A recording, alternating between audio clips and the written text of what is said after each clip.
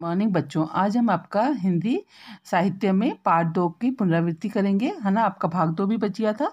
अब सबसे पहले हम जो हमने भाग में पढ़ा था उसकी मैं पुनरावृत्ति करती हूँ, है ना। तो ये पाठ दादी माँ है जिसे श्री प्रसाद सिंह ने लिखा था। तो उन्होंने, अब जो लेखक थे, उन्होंने अपनी दादी के बारे में इस पाठ में बताया था, है ना। उन्होंने कहा था कि वो कैसे थे, दिल के थोड़े कमज़ोर थे, जरा सी कठिनाई आती थी तो वो क्या करते थे, वो उनका मन क्या हो जाता था, बेचैन हो जाता था। उनके जो दोस्त थे, है ना, उनकी छुट्टियों की सूचना देते थे और पीठ पीछे उनकी मजाक बनाते थे कि ये क्या है, थोड़ी सी भी यदि कोई ज़िंदगी में थोड़ा सा भी कोई तूफान आता है तो ये घबरा जाते हैं, और उसका ये कहकर उनका मजाक उड़ाया करते थे, है ना। मैं सोचता हूँ अच्छा कि उन बातों को कभी नहीं सोचूंगा। उन्होंने कहा कि मैं कभी भी इन बातों को नहीं सोचूंगा, है ना। और सोचने से होता भी क्या है। तो उन्होंने कहा कि मैं उनको जब याद आने लग जाती है अपनी दादी माँ की, है ना, धुंधली सी छाया उनके सामने नाच उठती है अपनी दादी माँ की। तो उन्होंने बताया कि उन्होंने वहाँ के अपने जो गाँव थे उनके बारे में उनको याद आने लगा।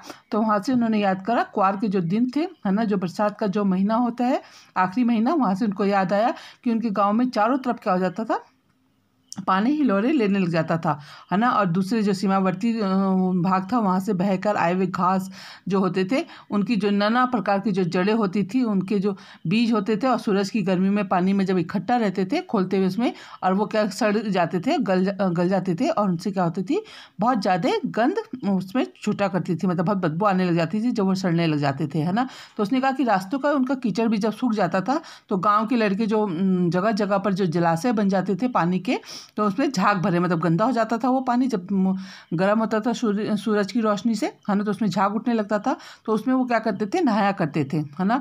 तो उसने कहा कि सब अपने अपने मौसम की अपनी अपनी बात होती है। तो उन्होंने हर मौसम की बात बताई।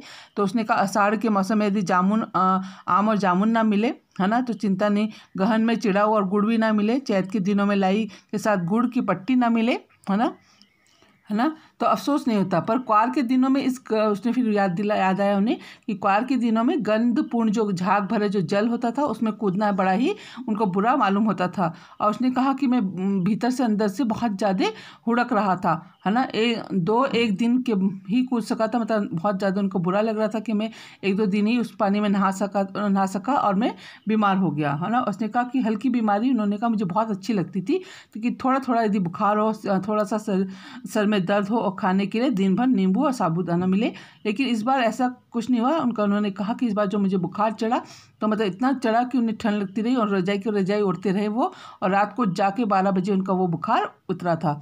तो उसने कहा कि मैं दिन में चादर लेट के सोया रहता था, तो उनकी दादी आई और शायद उसी जो पानी में, जो झाग वाला पानी था, उसी में नहा कर आई थी, है ना। उन्होंने बताया था कि दुबले पतले मतलब उसको जो शरीर था उनका दुबला पतला था, और सफ़ेद किनारे की धोती वो पहनकर आई थी, और सफ़ेद बाल थे उनके, है ना। तो उन्होंने उनको पहले से उनके सिर को छुआ, फिर पेट को छुआ, और आंचल की गांठ खोलकर उन्होंने चबूतरे की जो मिट्टी थी उनके मुंह में डाली और माथे पर लगाई, है ना। और दिन भर उनकी चारपाई के पास वो बैठी रहती थी, कभी पंखा जलती थी, कभी उनके जलते हुए हाथ पैरों में कपड़े से सहलाती थी, है ना। फिर कई सिर पे दालचीनी का लेप लगाती थी, और 20 बार छू कर ज्वर का अनुमान लगाती थी कि उसका बुखार उतरा कि नहीं उतरा, है ना।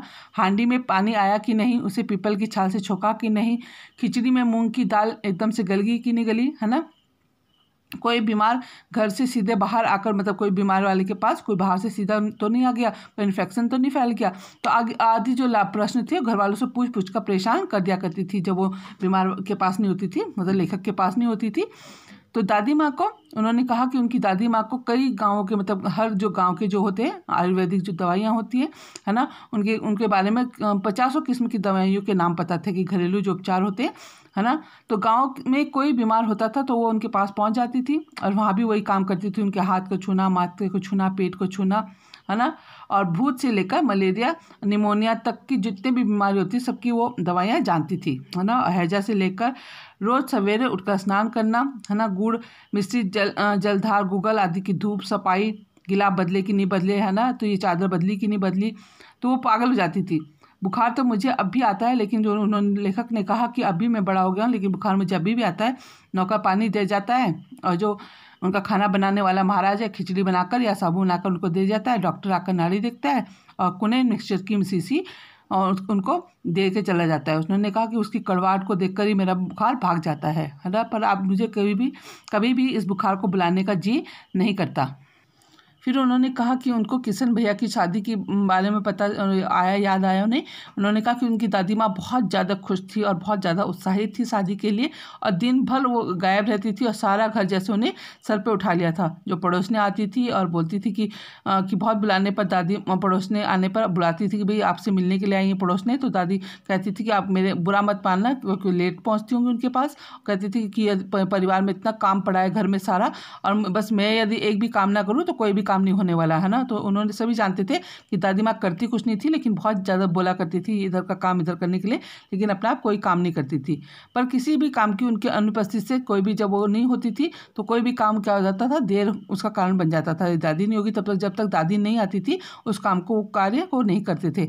उन्हीं दिनों की बात है। उन्होंने कहा एक दिन मैं दोपहर के समय घर में लेटा हुआ था और बाहरी जो दरवाजे के पास दादी माँ किसी पर बहुत ज़्यादा गुस्सा कर रही थी, है ना। तो उसने कोने में दुबकी हुई रामी की जो चाची थी, है ना, तो उनको, उसका नाम धन्नो था, उन पर बहुत ज़्यादा चिल्ला रही थी। उन्होंने कहा कि आप मेरे ब्याह से जो मैंने आपको पैसे दिए मुझे लौटा दो।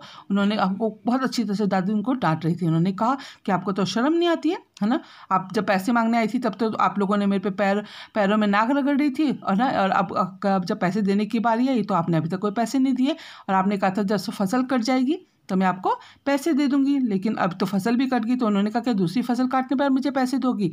तो ये बातें उन्होंने कही दादी माँ ने धन्नो चाची से। फिर उन्होंने, जो रामी चाची थी, उन्होंने कहा कि मालकिन आप हमें माफ़ कर दीजिए, और रोती रही रामी चाची, और दोनों हाथों से उन्होंने अपने आंचल को पकड़े हुए थे और दादी माँ के पैरों की ओर झुक गई। तो उसने कहा कि मालकिन मैं आपको पैसे तो दे देती, लेकिन मेरी बेटी की शादी है, आप हम पे दया नहीं करेगी तो कौन करेगा, है ना। तो उसने कहा हट जा, अभी मैं नहा के आई हूँ, मेरे पैर छूने की आपको कोई ज़रूरत नहीं है ना, जाने दो दादी, मैंने इस अप्रिय प्रसंग को हटाने की गरज से कहा, बेचारी गरीब है दे देगी। और फिर लेखक ने कहा कि मैंने दादी को टोका कि बेचारी गरीब है, आपको वो पैसे बाद में दे देगी। तो उसकी दादी ने उसको बोला कि चल चल यहाँ से, है ना, बड़ा आया समझाने वाला, बीच में मतलब बच्चों को बोलने से डांटा उसकी दादी ने। मैं चुपके से आंगन की ओर चला आया। कई दिन बीत गए, मैं इस प्रसंग को एकदम भूल सा गया। एक दिन रास्ते में रामी की चाची मिली। वह दादी को पूतो फलो दूधो नहाओ का आशीर्वाद दे रही थी। मैंने पूछा क्या बात है धन्नो चाची, तो उसे विहल होकर कहा, है ना, उरीन हो गई बेटा, भगवान भला करे हमारी मालकिन का, कल ही आई थी, पीछे का भी रुपया छोड़ दिया, ऊपर से 10 रुपये का नोट देकर बोली, देखना धन्नो, जैसी तेरी बेटी वैसी मेरी, 10-5 के लिए हंसाई ना हो, देवता है बेटा देवता। तो उसने बताया धन्नो चाची ने कि दादी ने किस तरह से उनकी मदद करी, और उन्होंने उनको बताया कि जो पिछला जो दिया था पैसा वो भी उन्होंने छोड़ दिया, और उन्होंने कहा कि उन्होंने 10 रुपये का नोट और हमें दिया, और कहा कि बेटी की शादी बहुत अच्छी तरह से होनी चाहिए, है ना, तो आपका जो जवाई है बहुत अच्छा है, तो आप उसको शादी को मतलब मत रोकना और अच्छी तरह से उसकी शादी करना, थोड़े बहुत पैसे की जो कमी होगी तो मेरे से ले लेना। उस रोज़ तो बहुत डांट रही थी। मैंने पूछा तो लेखक ने उनसे कहा धन्नो चाची से, उस दिन तो दादी ने आपको बहुत डांटा था, है ना, तो वह तो बड़ों का काम है बाबू, रुपया देकर डांटे भी ना तो क्या लाभ। तो उसने कहा कि वो तो बड़ों का काम होता ही है बाबूजी, है ना, रुपया देकर यदि डांटे भी ना तो क्या लाभ। मैं मन ही मन इस तर्क पर हंसता हुआ आगे बढ़ गया। उन्होंने कहा मुझे उसके तर्क पर बहुत ज़्यादा हंसी हुई और मैं आगे बढ़ गया। किशन के विवाह के दिनों की बात है। विवाह के 4-5 रोज पहले से ही औरतें रात भर गीत गाती हैं। विवाह की रात को अभिनय भी होता है। यह प्रायः एक कथा का हुआ करता है। उसमें विवाह से लेकर पुत्रोत्पत्ति तक के सभी दृश्य दिखाए जाते हैं। सभी पार्ट औरतें ही करती हैं। मैं बीमार होने के कारण बारात में ना जा सका। मेरा ममेरा भाई राघव दलान में सो रहा था। वह भी बारात जाने के बाद पहुंचा था। औरतों ने उस पर आपत्ति की थी। उन्होंने कहा, फिर उन्हें किसकी बात याद आई, किशन के विवाह के दिनों की बात आई। उन्होंने कहा 5 रोज पहले से ही औरतें रात भर गाना गाती हैं उनके यहाँ, और रात के जिस दिन बारात चली जाती है उस दिन रात को क्या करती हैं औरतें जगकर क्या करती हैं, एक नाटक करती हैं, अभिनय करती हैं, है ना। और इन्होंने कहा कि वो विवाह से लेकर जब तक कि पुत्र उत्पत्ति हो जाती है तब के सभी दृश्यों दिखाती हैं उसमें नाटक में, और वो सभी पाठ कौन करती हैं, औरतें करती हैं। उन्होंने कहा कि बीमार होने के कारण मैं भी बारात में नहीं जा सका, और जो उनका ममेरा भाई था राघव वो भी बरामदे में सो रहा था, क्योंकि वो बारात जब चली गई उसके बाद वो पहुंचा था, इसलिए वो बारात में नहीं जा सका, है ना। तो औरतों ने उस पर आपत्ति करी कि ये लड़के यहाँ पे सो रहे हैं, इन्हें हटा दो यहाँ से। तो दादी माँ बिगड़ी, लड़के क्या पर्दा, लड़के और ब्राह्मण का मन एक सा होता है। उसने कहा कि आपको लड़कों से क्या पर्दा करना, आप नाटक अपना करते रहो। मुझे भी पास ही एक चारपाई पर चादर उड़ाकर दादी माँ ने चुपके से सुला दिया। फिर आप यहाँ से मैं आपका पार्ट 2 स्टार्ट कर रही हूँ दोबारा से पुनः वाला। उसने कहा कि दादी ने भी उनको चादर उड़ाई और उसके पास उनको सुला दिया। तो उन्होंने कहा कि वो उनका जब नाटक देख रहे थे तो उनको बहुत ज़्यादा हंसी आ रही थी, है ना। सोचा कि कहीं ज़ोर से ना हंस दूँ तो भेद खुल जाएगा, तो बाहर निकाल दिया जाऊंगा। पर भाभी, उनकी जो भाभी थी जो नाटक कर रही थी, उनकी किसी बात पर लेखक को बहुत ज़ोर से हंसी आ गई और वो उनका भांडा फोड़ हो गया। तो देबू की माँ ने चादर खींच ली। कहो दादी, यह कौन सा बच्चा सोया है, बेचारा रोता है, शायद दूध तो पिला दूँ। हाथापाई शुरू हुई, दादी माँ बिगड़ी, लड़के से क्या लगती है। तो उसने कहा, देबू की माँ ने चादर खींच ली जब वो जोर से हंसी होंगे, है ना। तो उसने कहा कि दादी आपको बच्चा दिखाई दे रहा है ना, ऐसा लगता है छोटा सा, ले कोई छोटा बच्चा है, इसको तो मैं दूध पिला देती हूँ। फिर इन दोनों में हाथापाई शुरू हुई। तो दादी ने कहा कि तू इस लड़के से, मेरे लड़के से क्यों लड़ रही है ना, उस बच्चे का क्यों मुँह लगती है। तो सुबह रास्ते में देबू की माँ मिली। कल वाला बच्चा भाभी। मैं वहाँ से जोर से भागा और दादी माँ के पास जाकर खड़ा हुआ। उसने कहा कि जब वो रास्ते में उसको देबू की माँ मिली तो उन्होंने उसको चिढ़ाया, लेखक को कहा कि कल वाला बच्चा है भाभी देखो, और वो भागकर कहाँ गया, अपनी दादी के पास जाकर खड़ा हो गया। वस्तुतः किसी प्रकार का अपराध हो जाने पर जब हम दादी माँ की छाया में खड़े हो जाते हैं अभेदान मिल जाता है। उन्होंने कहा कि जब हम लोग कभी भी कोई गलतियाँ करते हैं घर पर, है ना, तो माता पिता से या किसी से डांट पड़ती होती है तो हम लोग कहाँ जाकर छिप जाते हैं, दादी माँ की छाया में, है ना। और वहाँ जाकर हमसे पता होता है कि दादी माँ हमें बचा ही लेगी किसी ना किसी तरह से। स्नेह और ममता की मूर्ति दादी माँ की एक एक बात आज कैसी कैसी मालूम होती है। परिस्थितियों का वात्य चक्र जीवन को सूखे पत्तों सा कैसा नचाता है, इससे दादी माँ खूब जानती थी, है ना। उसने कहा कि उसको अपनी दादी माँ की जो सारी बातें थी उनको उनके मन में घूम रही थी, है ना। उसने कहा कि परिस्थितियों का जो बवंडर है जीवन में सूखे पत्ते के समान नाचता हुआ रहता है। बवंडर में देखा ना आपने कि सूखे पत्ते रेंगते रहते हैं, है ना। तो उसी तरह से जीवन को उन्होंने बोला कि वात्य चक्र के समान होता है। इसमें दादी माँ खूब जानती थी, उनको दादी माँ को पता था कि जीवन में उतार चढ़ाव आते रहते हैं, है ना। दादा की मृत्यु के बाद से ही वे बहुत उदास रहती थी। संसार उन्हें धोखे की टट्टी मालूम होता था। उन्होंने कहा कि दादी माँ खूब जानती थी कि उनके जब दादा की मृत्यु हो गई तो उनकी दादी बहुत उदास रहने लगी। उन्हें पता चल गया था कि लोग अब जो असली जो लोग थे, जो उनके दुश्मन होते थे या उनसे वो करते थे, तो उनको पता चलने लगा कि कौन हमारा दोस्त है और कौन हमारा दुश्मन है। दादा ने उन्हें स्वयं जो धोखा दिया, वे सदा उन्हें आगे भेजकर अपने पीछे जाने की झूठी बात कहा करते थे। उन्होंने कहा कि उन्हें लगता था कि उनके दादा ने उनको धोखा दिया। उन्होंने कहा था कि इससे पहले तुम मरोगी और उसके बाद मैं मरूंगा, है ना। तो उन्हें लगा कि दादा ने उन्हें ये जो बात कही थी ये झूठा कहा था। दादा की मृत्यु के बाद कुकरमुत्ते की तरह बढ़ने वाले, मुंह में राम बगल में छुरी वाले दोस्तों की शुभ चिंता ने स्थिति और भी डामाडोल कर दी। उन्होंने कहा कि जब दादाजी मर गए तो मैंने कहा ना कि असली लोगों के चेहरे सामने आने लगे उनके, है ना। और उनके जो उनके घर में थी, मतलब राम में तो बगल थे, मतलब घर में आके मीठी बातें करते थे और उनके पीठ पीछे छुरी खोपा करते थे, मतलब उनसे बुराइयां करते होंगे, उनकी जो और चीज़ें होती उनको लूटने की कोशिश करते होंगे। तो उन्होंने कहा उससे क्या हुआ, उनकी स्थिति क्या होगी, डामाडोल हो गई। दादा के श्राद्ध में दादी माँ के मना करने पर पिताजी ने अतुल्य संपत्ति व्यय की। वह घर की तो थी ही नहीं, है ना। तो उन्होंने कहा कि जब दादा का श्राद्ध आया तो दादी माँ ने बहुत मना करा कि आप इस तरह से अपने जो पैसे हैं, है ना, जो संपत्ति है उसको इस तरह से खर्च मत करो। उन्होंने खूब अच्छी तरह से उनका श्राद्ध करा होगा, और तो वह तो घर की थी ही नहीं संपत्ति। दादी माँ अक्सर उदास रहा करती थी। उन्होंने कहा कि दादी माँ अब अक्सर उदास रहने लगी थी। माघ के दिन थे, कड़ाके का जाड़ा पड़ रहा था। पछुआ का सन्नाटा और पाले की शीत हड्डियों में घुसी पड़ती। शाम को मैंने देखा दादी माँ गीली धोती पहने कोने वाले घर में एक संदूक पर दिया जलाए हाथ जोड़े बैठी है। उनकी स्नेह कतार आंखों में मैंने आंसू कभी नहीं देखे।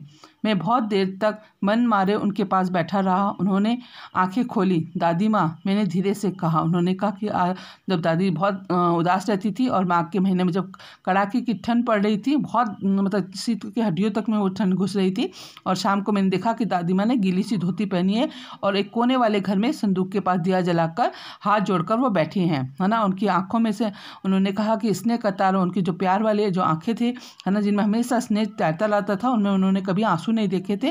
और मैंने बहुत देर तक मन मार के उनके पास मैं भी बैठा रहा, और जब उन्होंने आंखें खोली तो उन्होंने धीरे से कहा कि दादी माँ, क्या है रे, तू यहाँ क्यों बैठा है। तो दादी माँ ने कहा, क्या है, तू यहाँ क्यों बैठा है। दादी माँ, एक बात पूछूं, बताओगी ना। मैंने उनकी स्नेहपूर्ण आंखों की ओर देखा। तो लेखक ने अपनी दादी माँ से बोला कि एक बात पूछूं, आप उसका आप उत्तर दोगे? तो दादी से उनकी दादी और को देख की तरफ देखकर उन्होंने कहा, क्या है, पूछ। तुम रोती थी? उसने लेखक ने पूछा, क्या तुम रो रही थी? दादी माँ मुस्कुराई, पागल, तूने अभी खाना भी नहीं खाया है ना, चल चल। उसने कहा कि दादी माँ ने बोला, पागल, मैं रो रही थी, चलो खाना खाने, तूने अभी तक खाना नहीं खाया, चल चल पहले खाना खा लो। धोती तो बदल लो दादी माँ, मैंने कहा। तो उसने अपनी दादी माँ से कहा कि आपकी धोती गीली है, इतनी ठंड पड़ रही है, अपनी धोती बदल लो। मुझे सर्दी गर्मी नहीं लगती बेटा। वे मुझे खींचती रसोई में ले गई। उन्होंने कहा कि मुझे सर्दी गर्मी कुछ नहीं लगता है, और वो उनको लेखक को खींचते हुए कहाँ ले गई? रसोई में ले गए। सुबह मैंने देखा चारपाई पर बैठे पिताजी और किशन भैया मन मारे कुछ सोच रहे हैं। दूसरा चारा ही क्या है, बापू बोले, रुपया कोई देता नहीं, कितने के तो अभी पिछले भी बाकी हैं। वे रोने रोने से हो गए। उन्होंने कहा कि जब सुबह उठे तो उन्होंने चारपाई पे पिताजी और किशन भैया को बैठे हुए देखा। अब वो कोई बातें कर रहे थे। उन्होंने कहा, दूसरा चारा भी नहीं है, कोई पैसे भी नहीं दे रहा है ना, अभी तो पिछले भी बाकी हमें देने के लिए। और उनका मन कैसा हो गया, उनके बोलते बोलते जो रोने सा मन हो गया। रोता क्यों है रे? दादी माँ ने उसके माथे पर उनका माथा सहलाते हुए कहा, मैं तो अभी हूँ ना, हूँ ही। उन्होंने कहा कि आप रो क्यों रहे हो? दादी माँ ने उनके माथे को सहलाया उनके पिताजी के और कहा कि अभी तो मैं हूँ। उन्होंने संदूक खोलकर एक चमकती सी चीज़ निकाली। तेरे दादा ने यह कंगन मुझे इसी दिन के लिए पहनाया था, है ना। उन्होंने अपना संदूक खोला और संदूक में से उन्होंने क्या निकाला? एक चमचमाती हुई चीज़, मतलब कड़े निकाले, है ना। उन्होंने कहा कि ये तेरे दादा ने इसी दिन के लिए मुझे पहनाए थे। उनका गला भर आया। मैंने इसे पहना नहीं, इसे सहज कर रखती आई हूँ, यह उनके वंश की निशानी है। उन्होंने आंसू पोंछकर कहा, पुराने लोग आगा पीछा सब सोच लेते थे बेटा, है ना। उन्होंने कहा कि उन्होंने सहज के रखे थे, ये मैंने अभी तक पहने नहीं है, बहुत सहज के रखे थे, और ये उनके वंश की निशानी है, उनके खानदान की निशानी है। और उन्होंने आंसू पोंछकर कहा, उन्होंने कहा कि पहले के लोग आगा पीछा पहले ही सोच लेते थे, इसलिए वो इन चीज़ों को बनाया करते थे। तो उन्होंने कहा कि वो बुरे वक्त में ही काम आते हैं, इसलिए उन्होंने इस तरह के कंगन बनाए थे।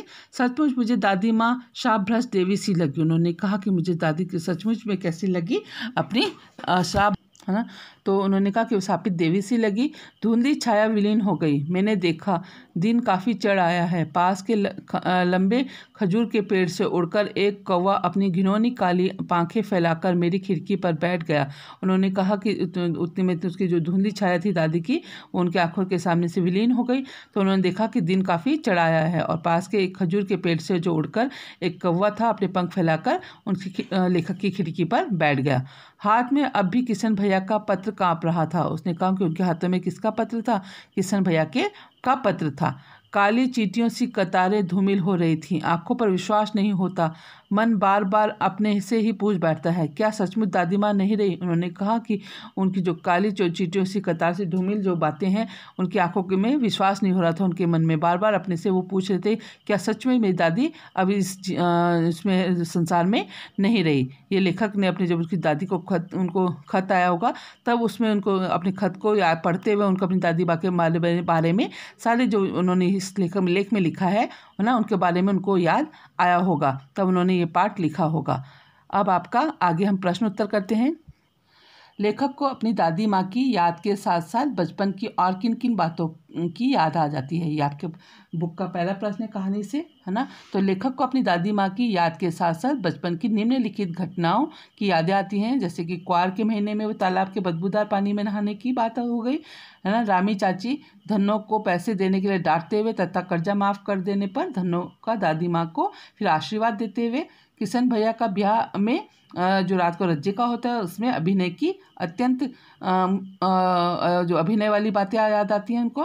फिर अत्यंत मुसीबत के दिनों में पिताजी को जो उन्होंने दिया था कि सांत्वना दी थी तथा मदद देते हुए, है ना। तो उनको क्या है, तो उन्होंने कहा कि अपने पिताजी को जो उन्होंने सांत्वना दी थी, उनको भी मदद दी थी, वो भी उनको याद आया। तो वो सब चीज़ें, उनकी घटनाएं उनको याद आ गई थी। दादा की मृत्यु के बाद लेखक के घर की आर्थिक स्थिति खराब क्यों हो गई थी, है ना। मैंने अभी आपको पाठ में पढ़ाया था कि दादा की मृत्यु के बाद लेखक के घर की आर्थिक इसलिए खराब हो गई थी क्योंकि लेखक के पिताजी ने दादी माँ के मना करने पर भी दादा के श्राद्ध में घर की खूब धन संपत्ति खर्च की थी, है ना। उसके बाद था आपका दादी माँ के स्वभाव का कौन सा पक्ष आपको सबसे अच्छा लगता है और क्यों, है ना। तो दादी माँ के स्वभाव में सबसे अच्छा पक्ष मुझे उनके द्वारा दूसरों की मदद करने लगा। समय असमय पर वे ज़रूरतमंदों की पैसों से मदद करती थी। वह समय पर पैसा न लौटाने पर उन्हें डांटती भी थी और उनकी समस्या जानकर उनका कर्ज भी माफ़ कर पुनः उनकी मदद कर दिया करती थी, है ना। दादी माँ करती थी ना, जैसे धनु चाची की करी थी उन्होंने। तो ये आपके प्रश्न थे, है ना। ये आपके प्रश्न में अब करा नहीं रही हूँ, आपको केवल समझा रही हूँ। इसमें कहानी से आगे आपने इस कहानी में महीनों के नाम पढ़े हैं, जैसे क्वार, आषाढ़, माघ। इन महीनों में मौसम कैसा होता है आपको लिखना है ना। मैंने आपको बताया था महीनों के नाम, है ना। तो आपका जैसे क्वार का महीना या वर्षा ऋतु का अंतिम महीना होता है। इस समय अधिकतर आसमान स्वच्छ व निर्मल होता है, कभी कभार बादल दिख जाते हैं और गर्मी में कुछ कमी आ चुकी होती है और तालाब क्या होते हैं, जल से भर जाते हैं, जगह जगह पानी दिखाई देता है, दिखाई दिया था ना उसमें। आषाढ़ में क्या होता है, यह वर्षा का पहला महीना है ना। इसे हम लोग क्या करते हैं, बहुत बेसब्री से इसका इंतजार करते हैं क्योंकि गर्मियाँ पड़ती है उससे पहले, है ना। इस समय तापमान अधिक होता है और गर्मी भी चरम सीमा पर होती है। आसमान पर काले काले बादल छा जाते हैं, है ना, और जिसमें कि खूब वर्षा होती है और गर्मी से राहत मिलने पर मनुष्य, पेड़, पशु पक्षी सबको बहुत चैन मिल जाता है ना। फिर माघ का जो महीना होता है, इस महीने में तापमान अत्यंत कम हो जाता है, कड़ाके की सर्दी पड़ने लग जाती है, कभी कभी पाला भी पड़ता है ना। पछुआई जो हवाएं होती है सर्दी को और बढ़ा देती है। यह सर्दी जो होती है, मैंने बताया था ना, माघ के महीने में दादी के तो कैसे हड्डियों में घुसने वाली जो सर्द वाली जो हवा होती, ठंड थी, वो पड़ती है इस टाइम पे, है ना। तो इन महीनों में इस तरह का मौसम होता है ना। फिर अपने अपने मौसम की अपनी अपनी बातें होती है। लेखक के इस कथन के अनुसार यह बताइए कि किस मौसम में कौन सी चीज़ें विशेष रूप से मिलती हैं। अब आपका जैसे सर्दी का मौसम होता है ना। सर्दी के मौसम में पहले तो आप लोग क्या खाते हो, मूंगफली हो गई आपका, है ना, गुड़ चना, ये चीज़ें खाते हो। और सेब मिल जाता है, अनार भी मिल जाता है, अमरूद मिलता है ना। मैंने कहा ना, ताज़ा गुड़ हो गया, चिड़ाऊ हो गया, है ना, कॉफ़ी, चाय, ये सब चीज़ें हम लोग पीते हैं इस टाइम पे। फिर गर्मी के मौसम में क्या करते हैं हम लोग, है ना, ठंडा जो पेय पदार्थ होता है वो पीते हैं। संतरा मिल जाता है, आम मिल जाता है, केला, लीची, अंगूर, जामुन, ये सब चीज़ें मिलती हैं ना। ककड़ी, तरबूजा, खीरा, ये सब चीज़ें मिल जाती हैं, है ना, विशेष रूप से मिलती हैं।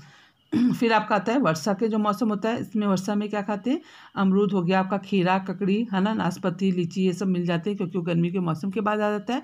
तो ये सब चीज़ें इन मौसम में विशेष रूप से मिल जाती हैं, है ना। अब आपका ये पाठ खत्म होता है। धन्यवाद।